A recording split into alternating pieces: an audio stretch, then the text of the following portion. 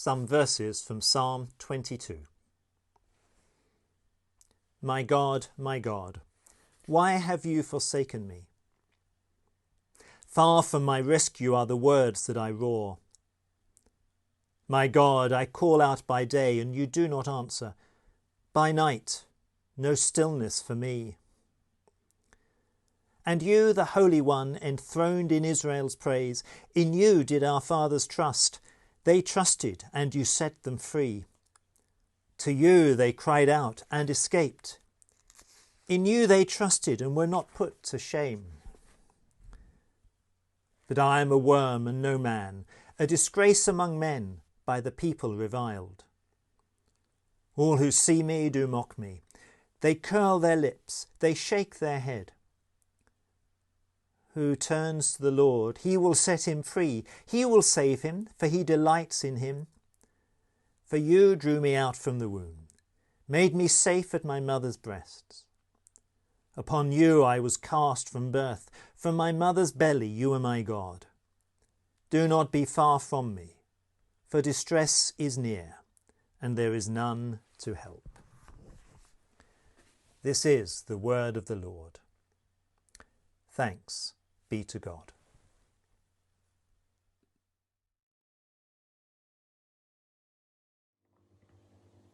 This reading starts at Genesis chapter 8, verse 20.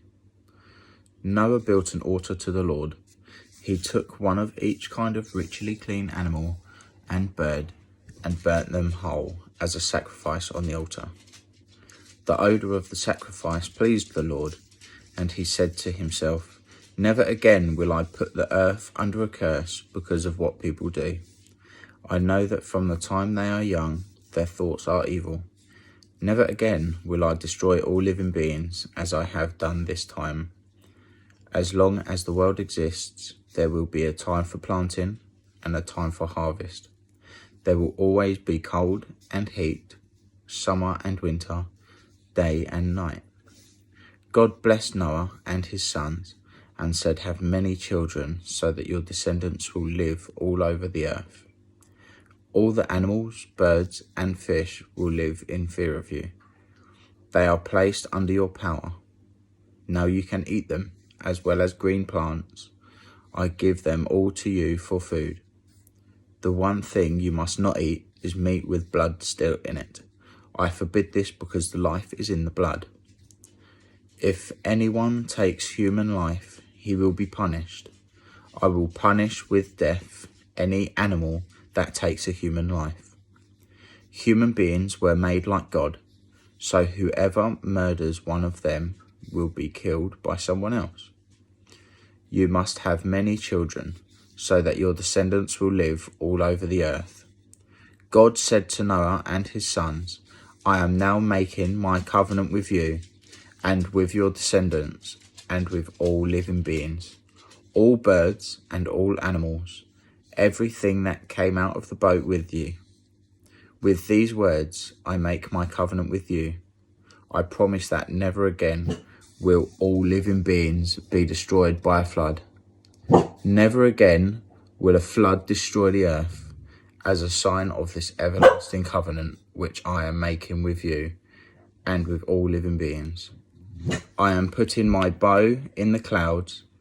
It will be a sign of my covenant with the world whenever I cover the sky with the clouds and the rainbow appears. I will remember my promise to you and to all the animals that a flood will never again destroy all living beings. When the rainbow appears in the clouds, I will see it and remember the everlasting covenant between me and all living beings on earth. That is the sign of the promise which I am making to all living beings.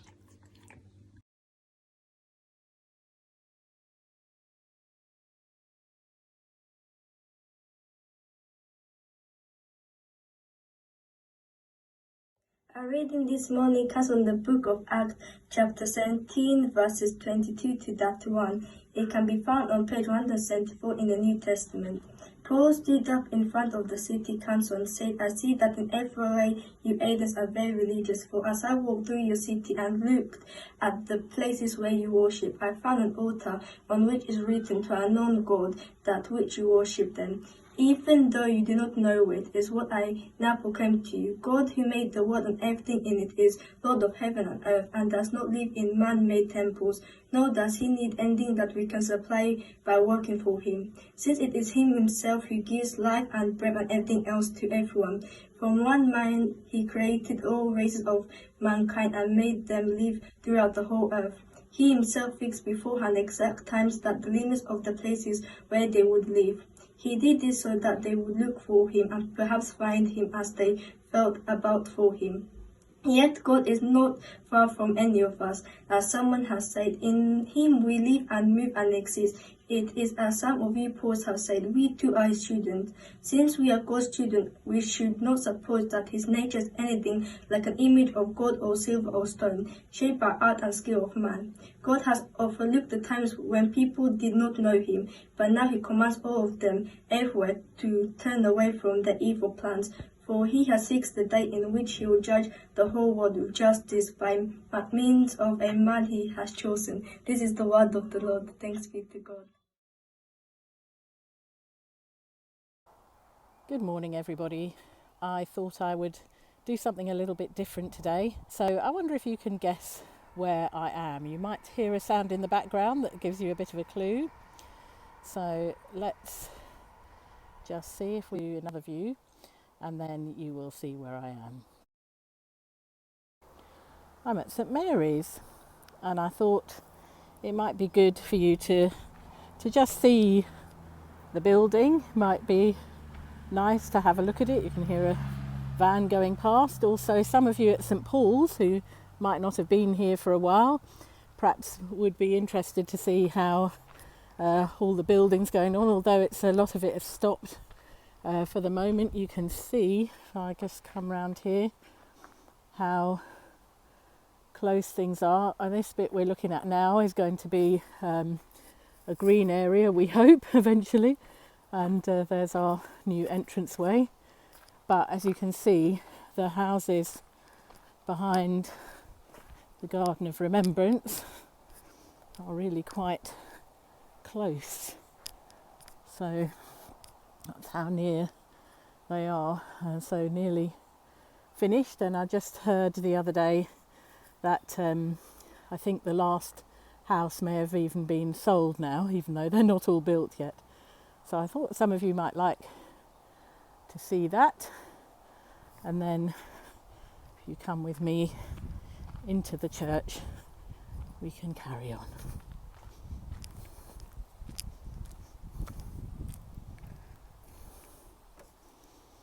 Okay, so walk with me into St Mary's.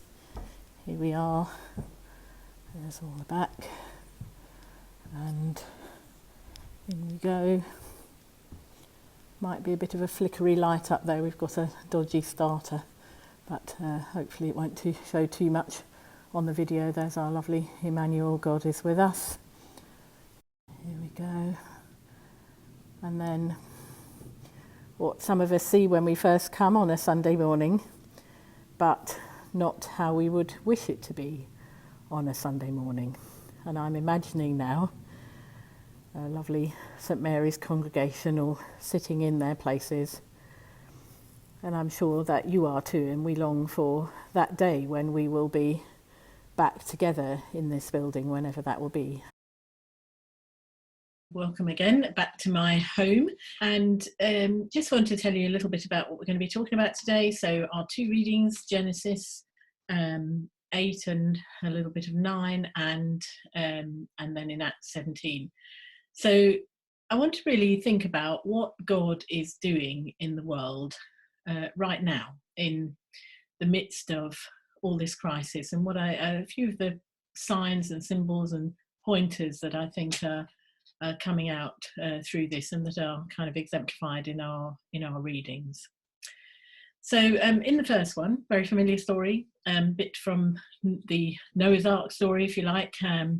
Hope coming at the end, really, and a promise of new life.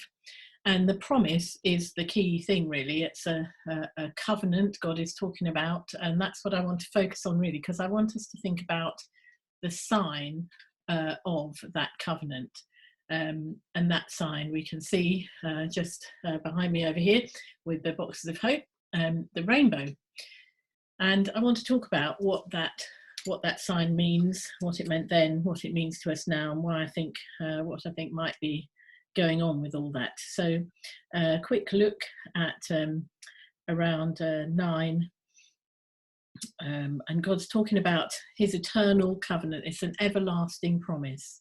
So he's already made one covenant with Abraham that kind of kicked all things off and looked ahead to spreading out across the world. And there's another covenant to come, of course, in Jesus, and that's the new covenant. So we sort of have those things in our mind. But here is this important covenant, and the rainbow's a symbol. So a covenant is a promise. It's a permanent promise, he says, to us and to all the earth.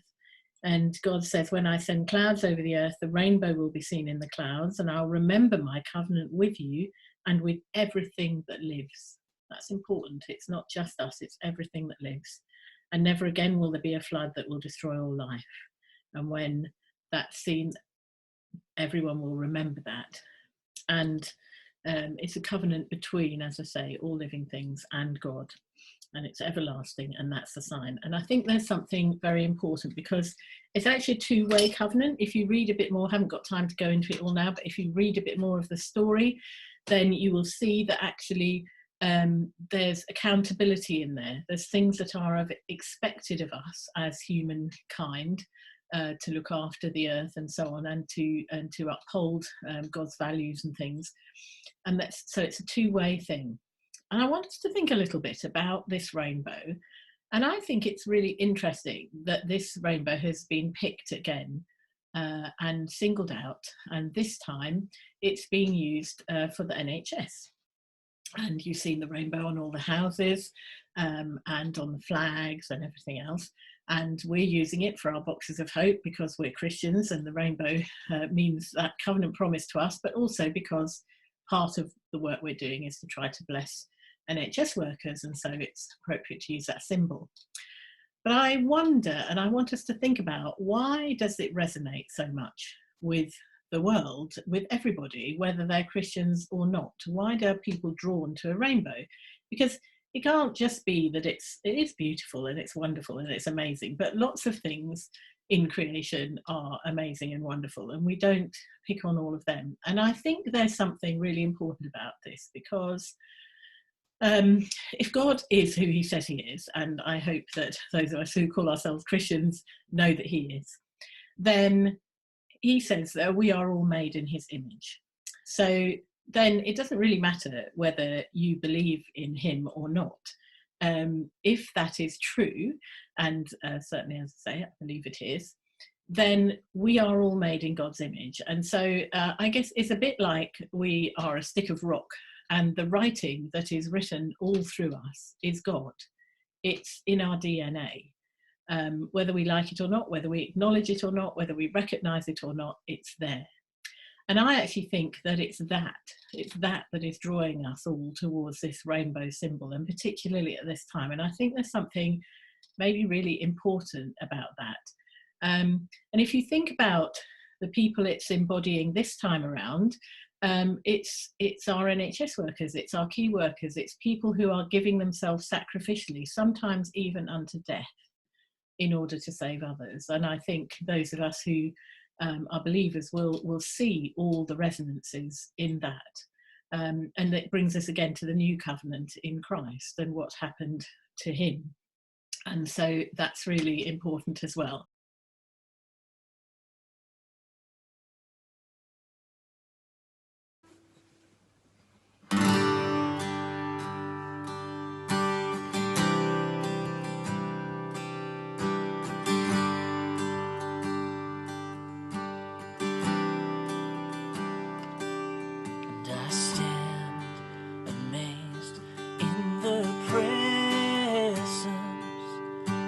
Jesus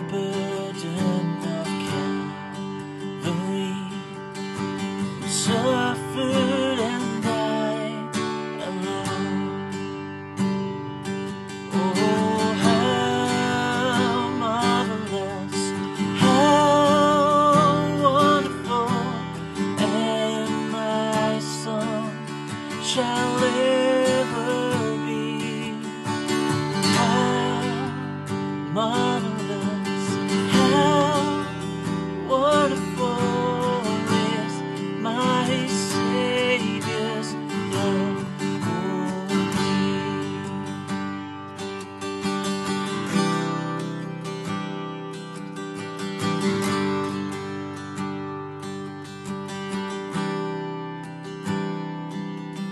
When with the ransomed in glory, His face I at last shall see,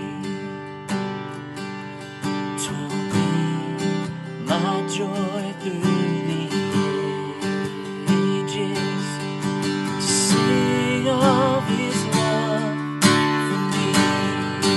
Oh, how marvelous, how wonderful, and my song shall ever be. Oh, how marvelous, how wonderful is my Savior's love for me. Oh, how marvelous, how wonderful, and my song shall ever be. How marvelous, how wonderful is my Savior's love for me.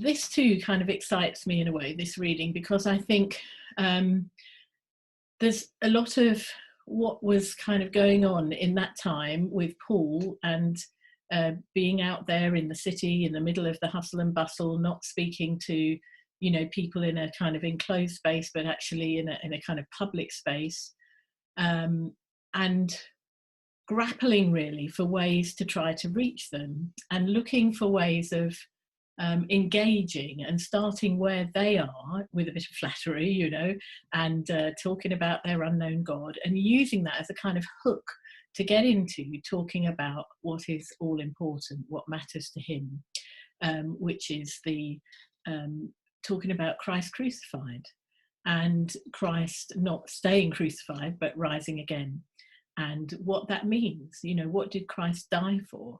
And we have to think about that in the context of these covenants, and you know that he, because of that promise that God made, not to bring another you know, disaster upon the world like that, then Christ came. And what does that mean? What does that mean in the midst of what we're going through now? And how can we engage with that and talk about that in the way that Paul did? But the other thing that really resonated with me in the Paul passage in 17, it's around verse 24, and he harks back to that creation story, Paul, and he says, God who made the world and everything in it is Lord of heaven and earth and does not live in temples made by human hands. Now, obviously, he's talking in the context of sort of pagan people, if you like, who had kind of temple worship, and we might think, well, that's not us. I wonder sometimes if we, like those people in Athens, wanted to keep their God in a box, wanted to keep their gods in their case, but you know, are we indulging in a kind of an idolatry sometimes, and thinking that God kind of lives in the church, and he no more lives in our church buildings than he does anywhere else. And actually, if you think of Christ on the cross and what happens, the temple curtain tears, and that's a symbol of, that's the end of that kind of image of the Holy of Holies, and only certain people can approach God and go there, and you know, it has to be a special place. And I'm not saying our churches are not special and beautiful, of course they are, and they are, you know, wonderful places and the sacred and the sacramental and the people worshipping there over years and years is really important. But actually, it's not the most important thing. And if you think about the early church, where did people worship? They worshipped in each other's homes. They worshipped in really small groups, and people who have a kind of household, as the government likes to call it, with them, you're worshipping in a small group. Some of us are a bit restricted because we're on our own in our houses, but then we can worship, can't we, at the moment, online with others or watching the TV or whatever. And for some people, that's what it's like all the time. But actually, when I was in that empty building today, what I really missed was you, because you and I, we are the temples. We are the temples of God. We are made in his image. And so there's a real challenge in that, I think maybe God is trying to tell us something and give us opportunities to do things in different ways, because we have to now, because we can't just think, oh, we'll go and sit in the church on Sunday and that will be our bit for God done for the week. We are called. That first covenant gave us accountability. We are called to do something. Paul calls us to do what he does, to actually try to engage and to talk to people. And I think this crisis is giving all of us actually new opportunities to talk, even if we're, unable to get out into the world, as it were. For many of us, the world is coming into us through online things, through social media, through Twitter. So I've had God conversations in a Zoom quiz. It's like you might be standing outside your houses, you might be looking at all the rainbows on the houses. When you're clapping on a Thursday, maybe that gives you an opportunity to have a God conversation. On the phone, I think people are talking more to each other because they're not seeing each other, and so there are lots of phone conversations. Maybe there's opportunities in those things. And if nothing else, there is always prayer, isn't there, as well? And so I want us to challenge ourselves in this time to think, what is God saying through these things? And is he actually calling us to account? And also to repentance of things that we've messed up on our side of the covenant. What can we do differently to help God to restore the world? We need to be thinking about all this stuff and maybe engaging with some of the things that are on offer. There are lots of opportunities, but more than anything else, really, take the opportunity to try to have some conversations and talk to people about the good news. It doesn't have to be complicated. It can just be around something as simple as just the symbol of the rainbow. That could be a starting place. So that's my prayer for us this week, really, that we can, and beyond, that we all engage in this fully and we keep up our part of the covenant as Christians, and we see what little part we can play to join with God in what he's been doing all the time, but perhaps we're seeing more now. So I pray for that in Jesus' name. Amen.